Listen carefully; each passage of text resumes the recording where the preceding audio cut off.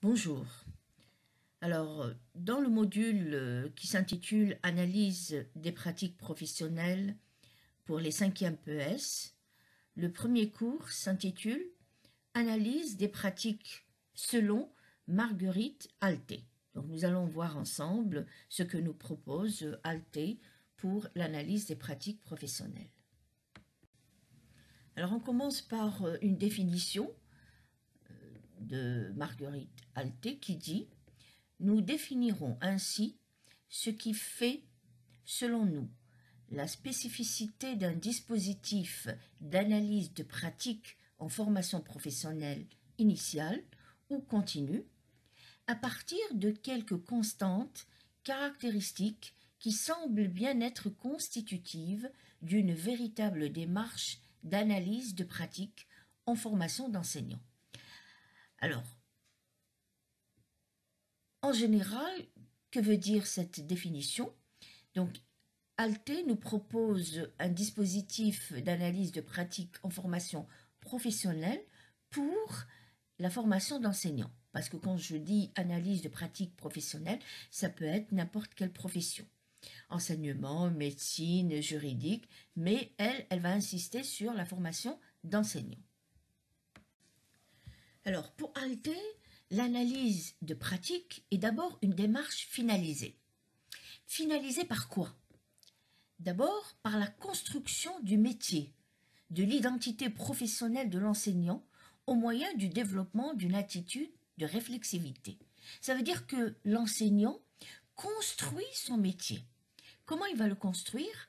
Tout simplement par il va développer une attitude de réflexivité. Ça veut dire qu'il va réfléchir sur ce métier, sur sa façon de faire, sur sa façon d'enseigner.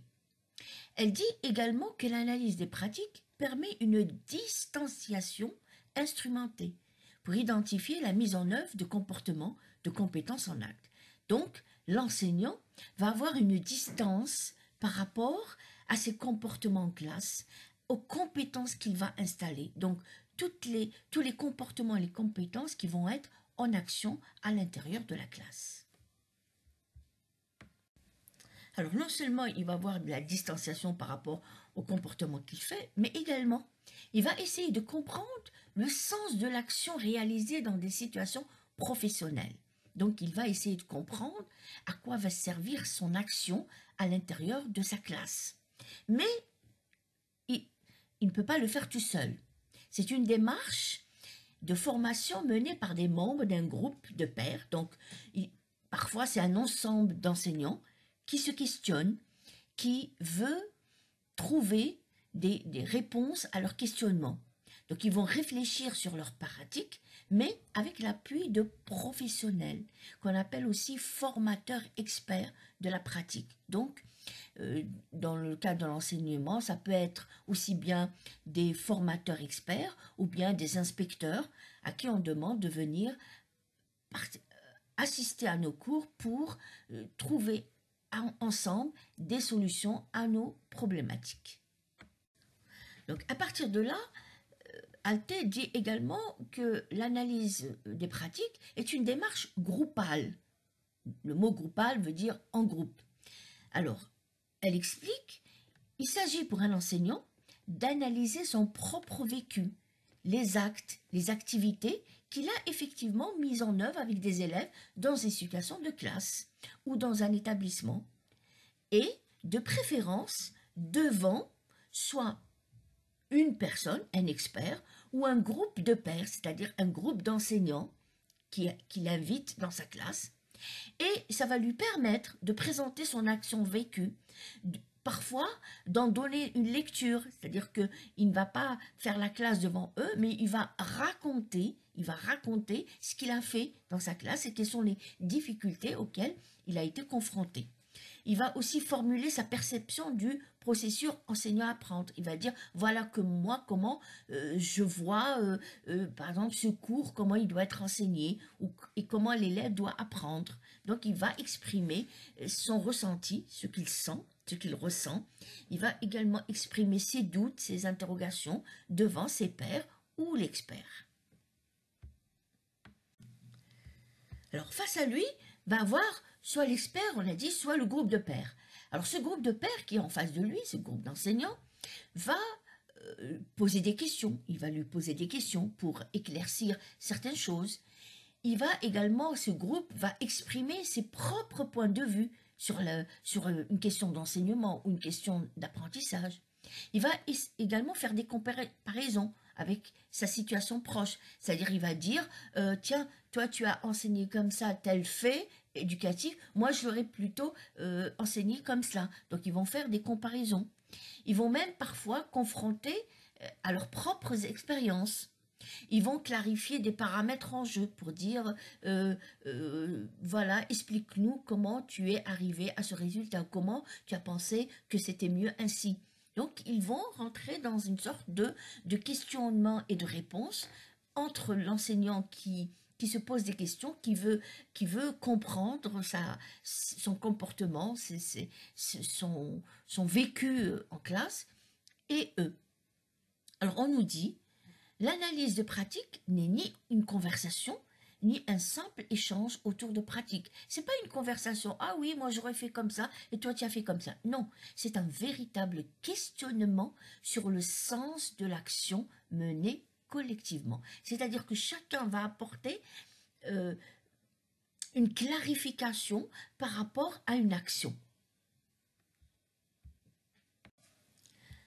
Alors, Alte dit également que l'analyse des pratiques est une démarche accompagnée. Alors, au milieu de ces pairs, au milieu de ce groupe, il y a ce qu'on appelle l'expert. Alors, ce formateur, en tant qu'expert, c'est lui qui va aider l'enseignant à la réflexivité, à la réflexion sur son action. Lui, il va intervenir toujours en dernier.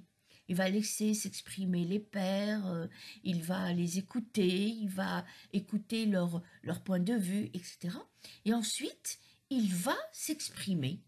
Donc, il va apporter son analyse en tant qu'expert. Il va formuler plusieurs points de vue sur la situation, sur cette problématique qui s'est posée. Et ensuite, il va proposer ce qu'on appelle des hypothèses de lecture. Il ne va pas proposer des solutions, il n'a pas la clé, lui, pour ouvrir.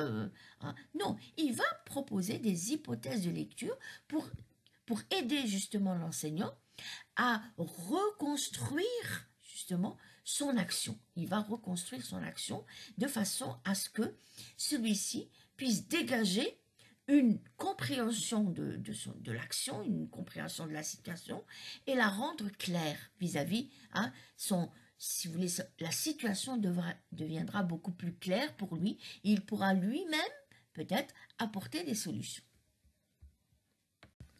Alors, l'intervention du spécialiste, de cet expert, il ne faut pas s'attendre à ce qu'il va nous donner des recettes ou comment justement on puisse avec des tours de main, des tours de magie, pouvoir résoudre nos problématiques, résoudre nos difficultés de l'enseignement. Non, il va tout simplement essayer de nous accompagner pour pouvoir dégager des savoir-faire pratiques. Hein. Donc, pour situer notre pratique observée à partir de repères. C'est-à-dire qu'on va avoir des sortes de repères.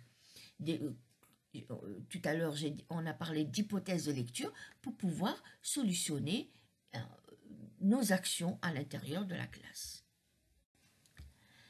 Alors, l'AP, donc l'analyse des pratiques, aussi, elle est instrumentée par des savoirs, donc par de la théorie et par des outils d'analyse. Donc, elle est menée grâce à des outils conceptuels. Quand on parle d'outils conceptuels, ça veut dire que c'est un outil pour voir. Ici, pour voir l'action en classe. Des référents théoriques, donc tout ce qui est références théoriques, bibliographiques. Donc, c'est des théoriciens qui se sont penchés sur l'AP, qui permettent, donc ces outils et ces référents vont permettre de décrire, de mettre en mots, de lire autrement, de formaliser la pratique de l'enseignant. Donc, ce n'est pas uniquement une observation, mais cette observation, cette description de l'action, elle est faite à travers des outils et des référents théoriques. Alors, ces savoirs-outils, dont on vient de parler, pour dire et lire la pratique, recouvre plusieurs dimensions. Alors selon Alté, d'abord une dimension instrumentale, qui veut dire que ces savoirs-outils vont aider à formaliser, c'est-à-dire à donner à un système des caractères formels, à rationaliser la pratique, donc elle devient conforme à la raison, la pratique, donc l'expérience. Deuxième dimension, c'est la dimension heuristique. Heuristique qui veut dire qui sert à la recherche, à la découverte. Donc ces savoirs-outils vont ouvrir des pistes de réflexion. Ils vont aider à mettre en relation les variables de la situation. Quand on parle de variables, ça veut dire les différents aspects, ce qui est susceptible de se modifier. Donc les différents aspects de la situation analysée. Et enfin, ensuite, une dimension de problématisation. C'est-à-dire que les savoirs-outils vont aider à poser des problèmes, à les résoudre ou à les construire. Et en conclusion, la dernière dimension de Alté, c'est la dimension de changement. Ça veut dire que ces savoirs-outils vont permettre la création de nouvelles représentations des pratiques et des nouvelles représentations des situations de classe. Donc, les nouvelles, on avait dit tout à l'heure, les nouvelles pistes de lecture. Donc, l'enseignant va pouvoir créer une nouvelle vision de ces pratiques. En conclusion, selon les concepts d'analyse utilisés, le groupe travaillera plus sur la fonction pédagogique et didactique de l'enseignant. Par contre, s'il veut travailler sur le volet personnel de l'enseignant, là, c'est plutôt vers une approche plus clinique, donc c'est beaucoup plus psychologique. Et je vous remercie.